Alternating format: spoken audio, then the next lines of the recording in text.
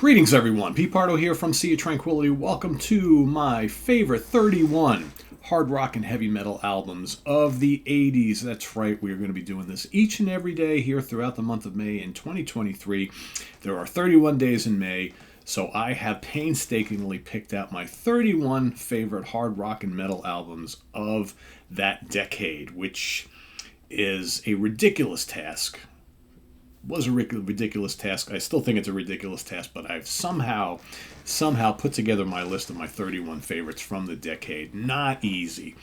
Not easy. And I will just preface this by saying, and I'll probably say it every day, is that, I've asked you guys to do the same, right? I've asked you, for all of you who are hard rock and metal fans, to pick out your 31 favorite albums of the decade. If I don't name your favorite, it's just the way it goes. We don't all have to have the same favorites. And trust me, there's a lot of albums that I love a lot that aren't making the cut. That's just the way it is. My overall list was well over 200 albums. I somehow had to whittle it down to 31. Not easy. I have pained myself greatly to omit certain albums that I love a lot. Right, that's the key. So there's going to be people at the end who be like, I can't believe you didn't mention this album and this album and this band and this. Well, you can't fit hundreds of albums into 31 slots. You just can't do it. So there are some albums that I really like a lot, really love a lot, that just didn't quite make the cut because they may sit at number 40 or 50 or 35 or 65, right? It's just the way it goes. So I've gone over my list over and over and over again. And I think I have picked out my 31 absolute favorites. And again, I had to take into consideration what were my favorites at the time and what are my favorites today. And really kind of what my favorites are today has to take precedent, right? Because there were certain albums that didn't make my list that I absolutely loved in 1985, right? In 1984 and 1987. But today, in 2023, maybe not quite as much. I still like them, but I like others better. And maybe I still continue to love others more than those. So this was tough. And for those of you at home watching who have been putting together your list, you know this is not an easy task. Just like next month is not going to be easy either. So with all that being said, let's get into today's pick. And this one, up until last night, was not even in my top 31. It was up there, but it just kept getting pushed out and just kept getting pushed out. And last night I was kind of thinking, man, I have to fit this one in. Even though I don't think I enjoy this album as much as I did back when it was released October 29th, 1984, but I still really like it a lot. And it was this and my previous number 31, and I was like, all right, so I went like track by track and figured out, all right, which one do I hold in a little higher esteem? And I brought this one back into it. So again, October 29th, 1984, recorded at Horizon Studios in Stowe, Vermont, using the Le Mobile Studio, produced by Roger Glover and the band. I'm talking about the 11th studio album from Deep Purple, Perfect Strangers. All right. First new studio album in 9 years, and first studio album from the Mark II era of the band in 11 years, right? It's crazy when you think about it, how Burn, Stormbringer, and Come Taste the Band all came out like in just a short, 2.5 years of each other. I mean, it's like boom, boom, boom, boom, boom. It's crazy when you think about it. But this is the first studio album from Mark II since Who Do We Think We Are? And of course, this features Ian Gillan on lead vocals, Richie Blackmore on guitars, Roger Glover on bass, Ian Pace on drums, and John Lord on keyboard, right? Hammond organ, synthesizers, piano, all that sort of thing. At the time, this was a big deal, right? Because, again, the beloved Mark II era of the band hadn't been together since Who Do We Think We Are?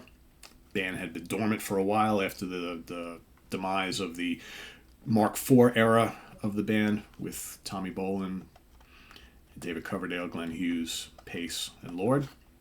And I think the world was ready for a Mark II reunion. We had, of course, Richie Blackmore was doing Rainbow for many years. Ian Gillan had the Gillan Band. Then he was in Black Sabbath right before this. Okay, you had John Lord and Ian Pace, in and out of Whitesnake. So everybody was pretty busy. and they decided to kind of bring everybody together and recreate some magic. And this is a really strong album from a band that hadn't been together for quite a while.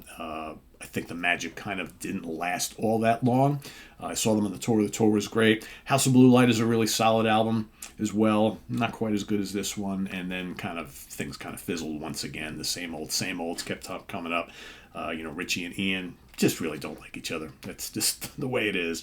So, but a big deal at the time. All the magazines were promoting this and interviewing them, and it's just the Deep Purple reunion was a big deal. I remember it was when this came out. It was my first semester in college as a freshman. And I remember hearing about this. I think I bought like a Kerrang magazine and saw them on the cover, and I was like, yes, because I think the album hadn't come out yet, but they were talking about the reunion and the recording of the album and everything. So a big deal. And as far as the songs go, again, I still think that I liked this album a lot more back then. I still really do like it a lot. It has a handful of tracks that I think are indispensable Purple. And then a couple that I like, but I'm not nuts about. I think Knocking at Your Back Door and the title track obviously are legendary Purple songs, without a doubt. Under the Gun is really great. I always like Nobody's Home. Mean Streak is pretty fun. Perfect Strangers, obviously, like I said, is amazing. Gypsy's Kiss, I'm not crazy about Gypsy's Kiss. Wasted Sunset, not really crazy about that either, but although I think it's got a good vocal from Ian. Hungry Days is kind of fun, and then Not Responsible is a good rocker, too. So, Not Responsible was actually only included on the original cassette release and the later CD release, but not on the original album. The original album had Hungry Days was the last song, right? So you only had the 8 tracks. So, and not a very long album either, no matter how you look at it. But yeah, it's Perfect Strangers. I think one of the great comebacks of the 80s. And it's my number 31 as I count down my top 31 albums of the 80s. So if you're playing along at home, a couple ways you can do this. You can comment on my pick down in the comments below, or hopefully you guys also have your Day 31 ready to go. So, and again, hard rock and metal, that's what we're looking at. So anything that's in the heavier realms of music, right? So for those of you who are going to put a pop album or a prog album or a jazz album, not really what we're doing here, right? So if you're not a fan of heavier music and you watch Sea of Tranquility just for the lighter stuff, well, maybe you won't be able to play along this month. It's okay. We got the prog month coming up next month. So list your pick down below and stay tuned tomorrow for another one. And each and every day this month as we count our way to my number one favorite hard rock and heavy metal album of the 80s, which will be all the way at the end of the month, right? So we're going to count them down, and I've put them in order, so as best as I can possibly do that. So, So thanks for watching. Visit us on the web at www.seatranquility.org. We're on Facebook. We're on YouTube. All together. All the damn time. Please subscribe if you haven't already, and click on that notification bell so you get alert of all of our content as it posts. And please do hit the like button before you leave. Also, down below, we've got the links to our Ko-Fi page for channel donations, as well as our merch page. So thanks for all of that. And we'll see you tomorrow with my number 30. As well as tomorrow night, we've got In the Prog Seat, where we're going to be looking back on 1971, our 5 favorite albums from 1971, prog, fusion, that sort of thing. That's what we do on the Prog Seat. What else is coming up this week? We've got the debut episode coming up of It's All About the Fuzz. That's happening this week. We've also got 4 Fusion Friday, happening Friday. Martin Popoff as well, coming back on board at Funhouse for Friday. Saturday is the UK Connection. Sunday, Ranking the Albums. Derek Trucks Band. I'll be bringing you that on Sunday. And also Wednesday, of course, we have a new album review day. So stay tuned for that as well. So lots happening this week here on the channel. So thanks for watching. I am Pete Pardo. Enjoy your day. Here we are on Monday, May the 1st. And we'll see you tomorrow morning with my number 30. All right. Take care, everybody. Bye-bye.